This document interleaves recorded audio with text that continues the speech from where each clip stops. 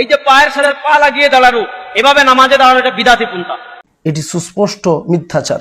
নবীজি সাল্লাল্লাহু আলাইহি সাল্লাম বলেছেন, যখন তোমরা সালাতের জন্য দাঁড়াবে কোনো ফাঁকা জায়গা রেখো না, ফাঁকা জায়গা পূরণ করো যাতে করে শয়তান সেখানে দাঁড়াতে না পারে। সহিহ বুখারী 1 নম্বর খণ্ড বুক অব আজানের 75 অধ্যায়ের 692 নম্বর হাদিস। এই হাদিসটা এছাড়াও আছে, সেটা সুন্নান আবু দাউদে 1 নম্বর খণ্ড বুক অব সালাতের 245 নম্বর অধ্যায়ের হাদিস নম্বর 666। যখন তোমরা সালাতের জন্য দাঁড়াবে কাঁধে কাঁধ লাগিয়ে দাঁড়াও, ফাঁকা জায়গা পূরণ করো যাতে শয়তান ঢুকতে না পারে। ফারুকের হাতে থাকতো একটা লাঠি, যার কাতার বাঁকা, লাঠির দিয়ে পায়ের উপরে বাড়ি আছে না নাই? এইরকম বাড়ি মেরে মেরে যদি সোজা করা যেত, কাতারে গ্যাপ থাকতো না।